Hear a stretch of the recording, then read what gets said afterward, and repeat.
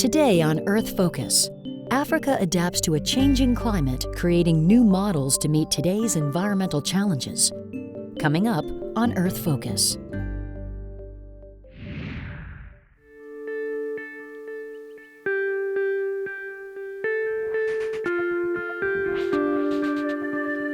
Climate change is a broad and far-reaching problem facing Africa. So much of the continent's future as a hand-to-mouth agrarian society is dependent on a stable climate.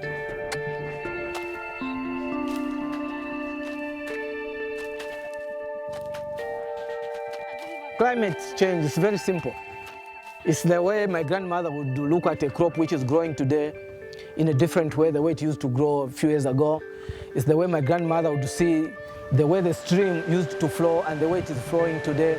And you would link that to her life 30 years ago. Then you'll be able to understand climate change much more faster.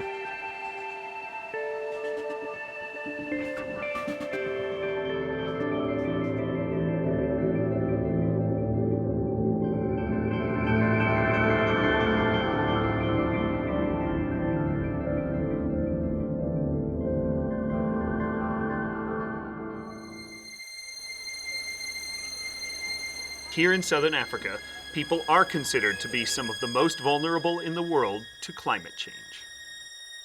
The African continent is especially vulnerable to climate change. We are most likely to experience rapid climate change over the southern African region within the coming century. But there's another side to the story. Africans are beginning to take the future into their own hands through a series of remarkable initiatives. Our team set out on a journey to discover these locally driven projects that are helping people adapt to climate change.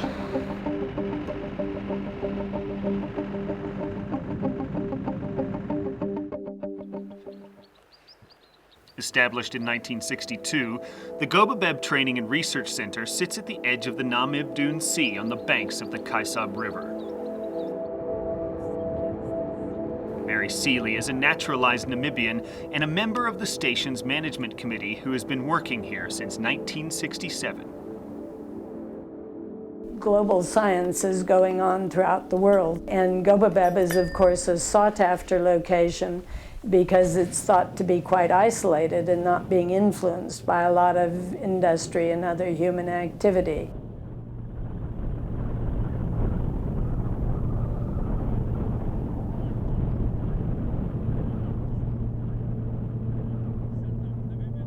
Local Topnar communities, Namibian scientists, and researchers from around the globe come here to gather data on how to live sustainably with our environment.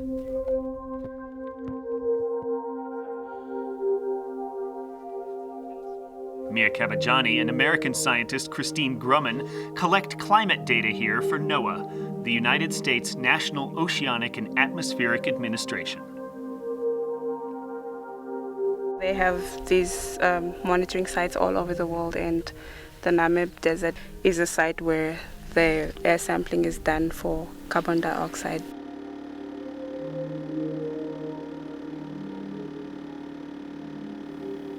The air sample from this high pole is stored in these bottles and sent back to NOAA in Colorado for analysis. The data is used by scientists like Francois Engelbrecht of South Africa's Center for Scientific and Industrial Research to track and model the effects of rising greenhouse gas emissions. The data shows the global temperature has increased by about 1 degree Celsius in the last century. Now, what is natural for the planet? When the planet moves from an ice age into a warmer phase, then temperature tends to increase globally at a rate of about 1 degree Celsius every 1,000 years, or perhaps 2,000 years.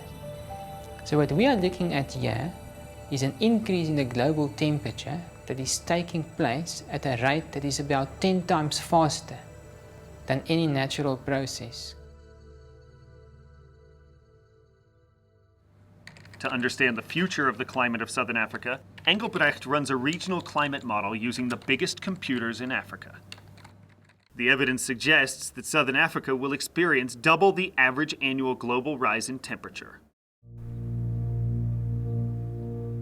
even if the world is successful in restraining the global rise in temperature to 2 degrees Celsius, then it still means a 4-degree temperature increase for the southern African region.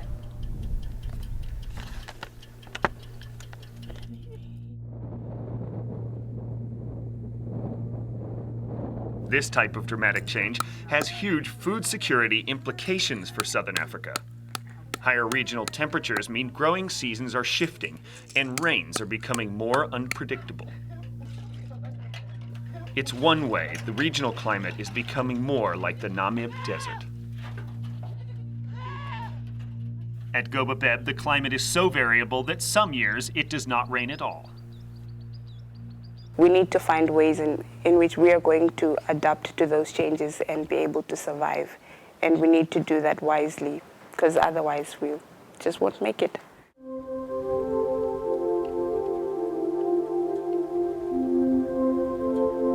We have to look towards planning.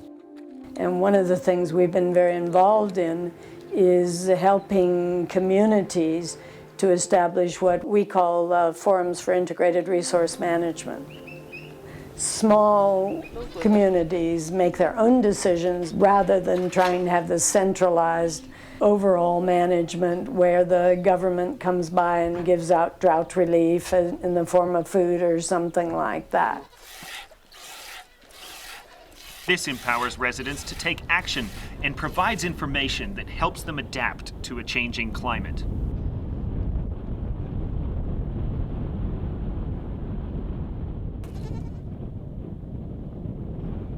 With the right science and the right planning, Gobabeb offers hope that we can adapt to climate change.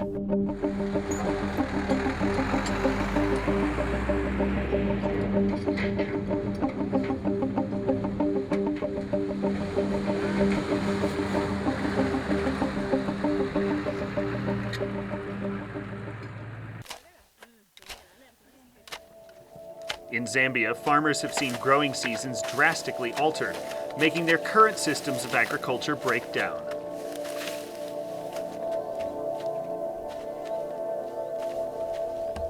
In the far north of the country, near the town of Mpika, the rains have become less dependable.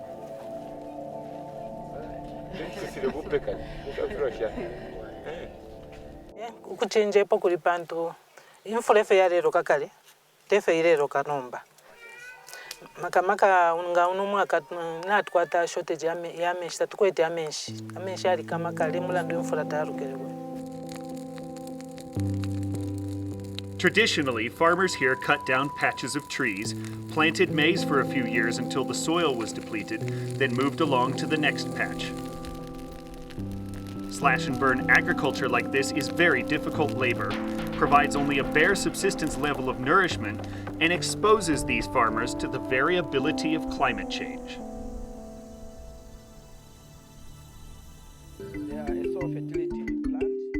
But now there is hope. An agricultural revolution is happening throughout the region, led by countries like Zambia, which has now adopted a sustainable farming system on a national level that reduces the cost of agricultural supplies and increases food security, allowing farmers to grow crops even when the rains are variable. Called conservation agriculture, more than 300,000 farmers adopted this new system since the project started in 1999. It is driven by remarkable collaboration between farmers, the Ministry of Agriculture, and the Conservation Farming Unit, a Zambian non-governmental organization. This sustainable farming incorporates three main elements. The first is minimal soil disturbance. Conservation farmers like Charles Kwanyamba don't plow the land up. They make small holes year after year in the same places.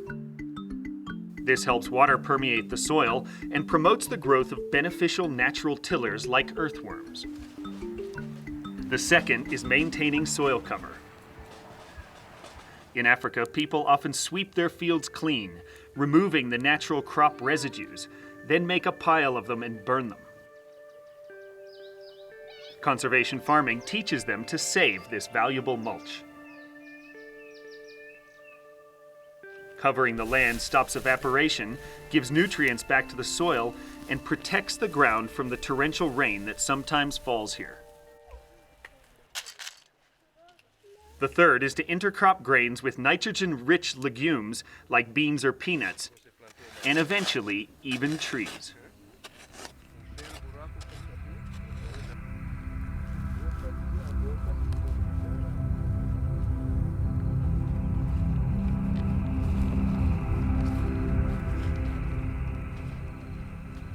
In this model field at the Golden Valley Agricultural Research Trust north of the capital city Lusaka, the trees fix nitrogen into the soil. This is a technology which should be promoted in Africa because it can answer a lot of problems to a small-scale farmer. 80% of the food produced for the country comes from a small-scale farmer, and conservation farming can be an answer to some of the most expensive inputs like the fertilizers, which farmers are really struggling to get to produce food. Like this. According to the Conservation Farming Unit, farmers increase their crop yields dramatically when they switch to conservation farming.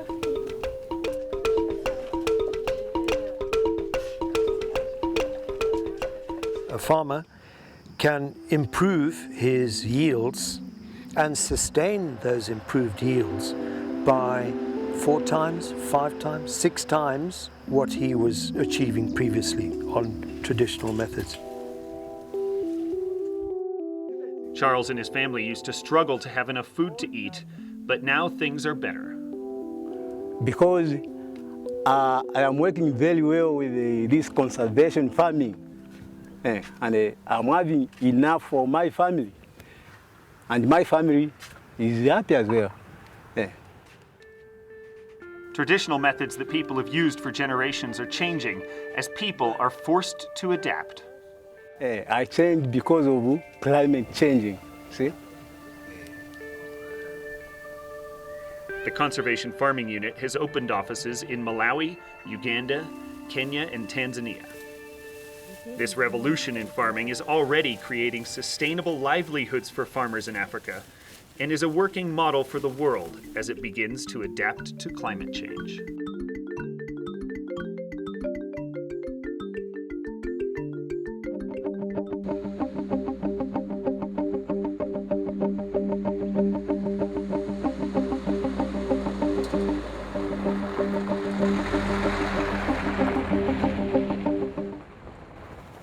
Here, in the dramatic valleys of the Baviaanskloof Mountains in the eastern Cape of South Africa, climate change is a reality. The whole southern African region is warming up and drying out. According to the best scientific data, this trend will become much worse if nothing is done. Over the last 20 years, there was a lot of changes, which I actually could pick up from an environmental point of view. I saw a lot of erosion in the area, as well as a drop in the groundwater table. We used to plant vegetable seeds, but it's totally dried out now. We can do nothing with this land. And also, from a farming point of view, we had less water available for irrigation.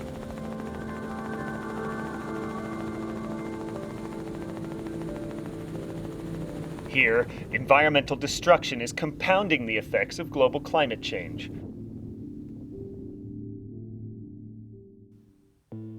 Like a green skin covering bones and muscle, spekboom thicket used to shelter this desert land from the harsh sun and violent storms. Its protective boughs and roots held 60% of the rain that fell and released it slowly like a sponge throughout the year. That skin, like you can see here on the left of the fence line, has been stripped bare by overgrazing. Now water rushes off the bare soil in torrents, causing floods. Once the rain stops, the land quickly dries, making the area prone to drought and heat waves. More than 800,000 hectares of spekboom thicket has been severely degraded, with disastrous effects for farmers in the city of Port Elizabeth, which relies upon it for water. But people are adapting. by finding ways to restore the natural landscape. Now, the national government, with the help of nonprofits, businesses, and local residents, has launched a big project called Working for Water to help bring the spekboom back.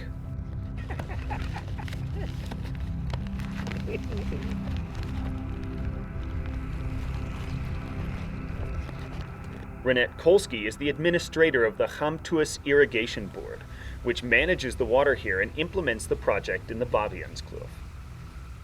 That project focuses on restoration on spekboom in the spekboom biome. Planting spekboom restores the natural vegetation, so it increases the water retention of the earth.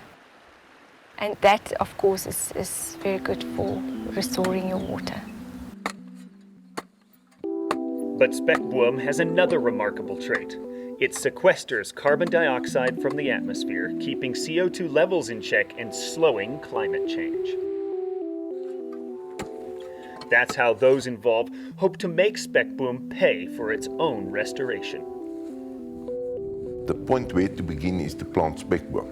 There's a future in it because if we can get payment for carbon credits, it will help farmers to actually replace the income from farming with animals with something else, more sustainable in the long run. Right now, the project is supported by the South African government, who are focusing on a more immediate goal: reducing poverty. South Africa's unemployment rate is officially 25%, but here it is as much as 50% or higher. Water shortages have reduced agricultural output and the jobs that depend on it. But planting vast areas of land with spekboom requires lots of workers like team leader Joanna Schwartz, who was unemployed before the project began. There's a great change in my life because all the things that I need and I cannot buy before, I can buy it now. I don't struggle with money anymore. There's opportunities that I want to grab to things that I love.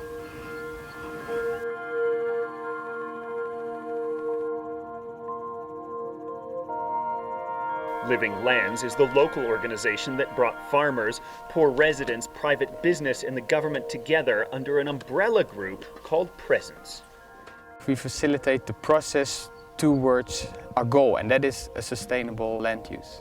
It all started with research done for how to plant spekboom, and that involved in this process where you have to look at the whole broader integrated way. It's not only about planting spekboom, it is about restoring the rivers, it's restoring the alluvial fen on which we are sitting here now, but it's also restoring the mindset of everybody with a stake on the landscape.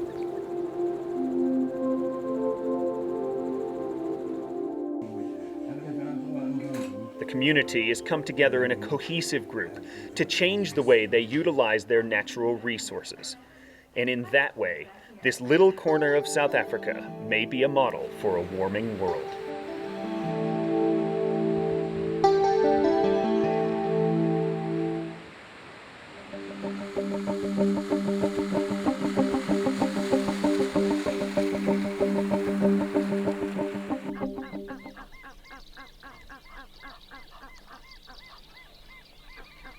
This is a mosaic of wilderness and subsistence agriculture, where 1 million people farm on marginal land exposed to seasonal variability that is the hallmark of climate change. This is also elephant territory. An estimated 140,000 elephants, more than a third of Africa's remaining population, call this area home. People and animals share this landscape, and the futures of both are linked to water. Now there is a plan to drop national borders and allow everyone to roam without passports across this region where 5 countries meet in the heart of Southern Africa.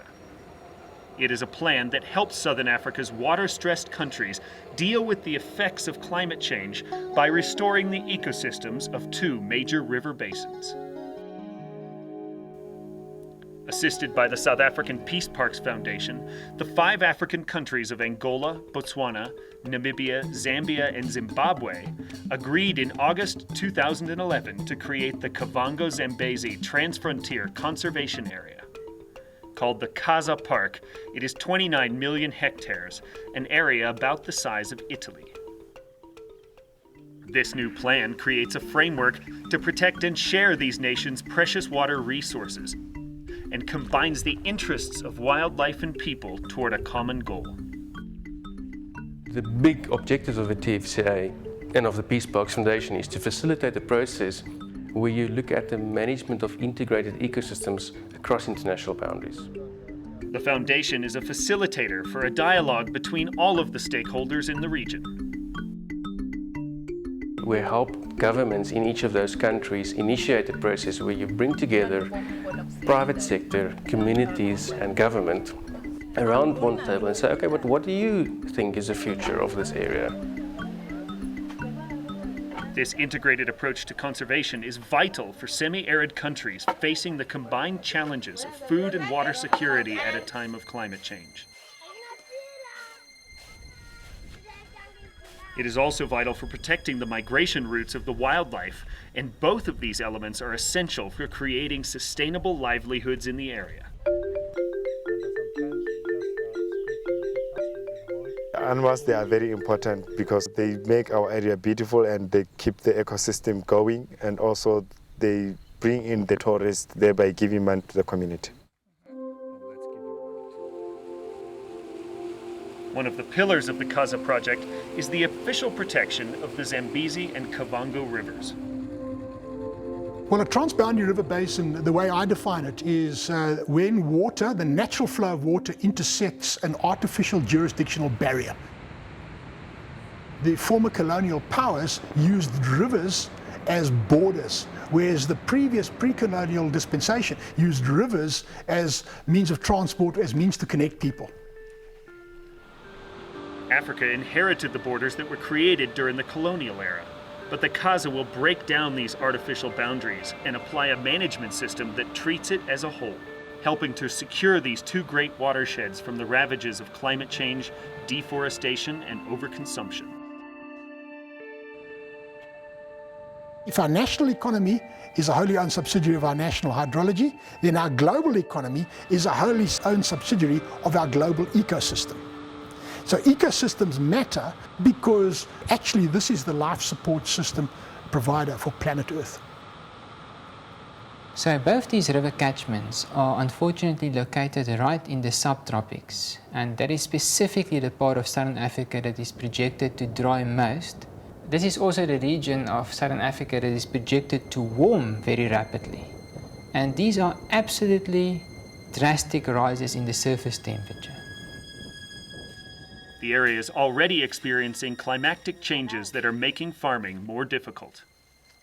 Max is from the Etsa community in the northwest of the Okavango Delta in Botswana. Before, people could rely on farming. Nowadays, they can't because the rainfall here is more variable. We used not to have rainfall in winter like June, July. For the past 2 years, we have experienced rainfall in those months. That shows that the climate has changed a lot. Community conservation systems in Botswana, like the Jakocha Trust where Max works, are being used to shape the creation of the Casa. It's very important that we implement the Casa plan so that we can try and manage our resource here. It's not just about wildlife and conservation. It includes communities and rural farmers in the overall land use plan. It can be community areas, it can be game management areas, it can even be agricultural land, providing that whatever is practiced is done in a responsible manner, not to the detriment of the environment in the long term. By creating financially beneficial alternatives to farming, the Casa plan creates an appropriate, whole system approach to sustainable land use. The tourism industry is already the biggest employer in the area. Everybody involved hopes that the creation of the Casa will bring in even more visitors, and in this way bring jobs, training, and a new future to the people who live in and around the boundaries of this vast park.